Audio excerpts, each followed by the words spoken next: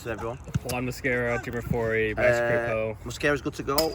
Crepeau's good to go. Forey. As you saw, he trained today, so we've got a decision to make on Forey. And then with Juan good to go, does that sort of affect if you're going to play the 3 at the back again or not? No, I don't think so. I think what you saw the other night, you saw Anthony put in an incredible performance in his position. So it's going to be difficult for Juan to get in the team. I think you want the players that play well in their positions to be rewarded for that. So I thought Anthony was fantastic. So it's good to get Juan Mosquera back in the squad. I know it was obviously sort of a disappointing end against Vancouver, but a lot of positives to take away from that game. When you watch back the film, what are some of the things you noticed the second time around?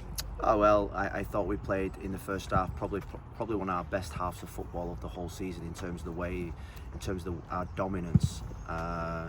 Football, we played attacking, we committed men forward. We were really progressive in the way that we played. We weren't just sort of like slow and pedantic, and so we take a lot of positives away from the game. At this stage of the season, when you've got 3 games in the week, there's really no time to dwell on conceding late and just getting the point. My experience in these situations is you've got to come out the game thinking that's a point closer to where we want to get to rather than 2 points dropped. Tomorrow's a great opportunity for us to play against a side who's in really good form. Eric's doing a really good job down there in Dallas. They're going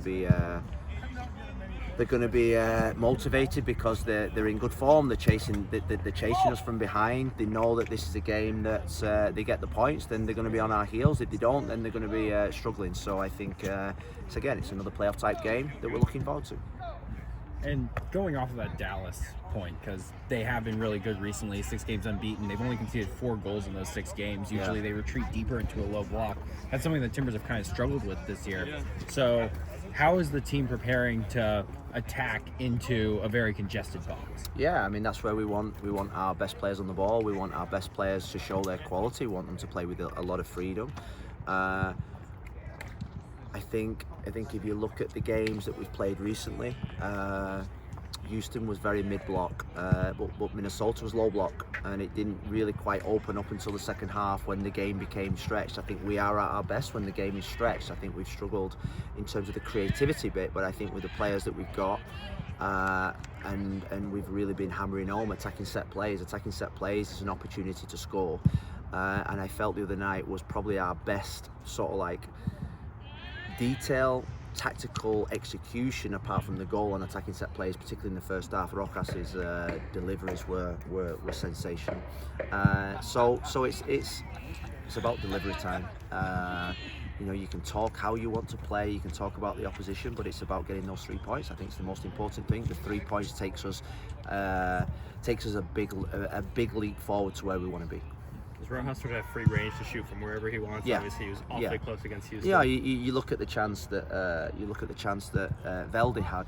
And that is 2 players with really good football IQ that see a space, see a movement, and I always think that you set the team out in a certain way. You go through set plays, but it's on the field when you smell something. That's where the experience comes in. You smell a movement, you smell a space.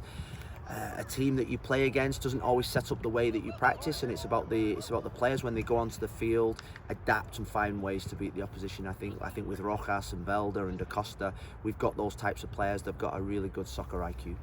And then just on the attacking end for Dallas, they've got Pedro Musa, Logan Farrington starting up top. Kind of a big guy, little guy striker partnership that's kind of faded out of popularity in recent years. What's the challenge in defending that, particularly with Musa being as mobile as Farrington? Well, I think Musa is what has got the, as a centre forward, goes out and out number 9. He's one of the best in the MLS. You think about out and out 9s. A lot of the top DPs are 10s, or probably look at the Boangas, they play off that left hand side. Even Son I don't see as an out and out number 9. So I think as number 9 goes, he's one of the most impressive ones because of his qualities in front of the goal. But I think what you see in modern day football is that as a centre back you don't normally play against 2 centre forwards anymore. It's always 1. But I think football is changing a little bit, where there's now teams probably coming back to more of a front 2 type system in different ways, whether that's a 9 and a 10 or 2 9s. I think Dallas are more 2 9s, players that like to receive with the back to goal, maybe good in the air. I've been a big fan of Farrington since I thought he was a really good draft pick for them. And our defenders are going to have to play with the same types of concentration they did the other night.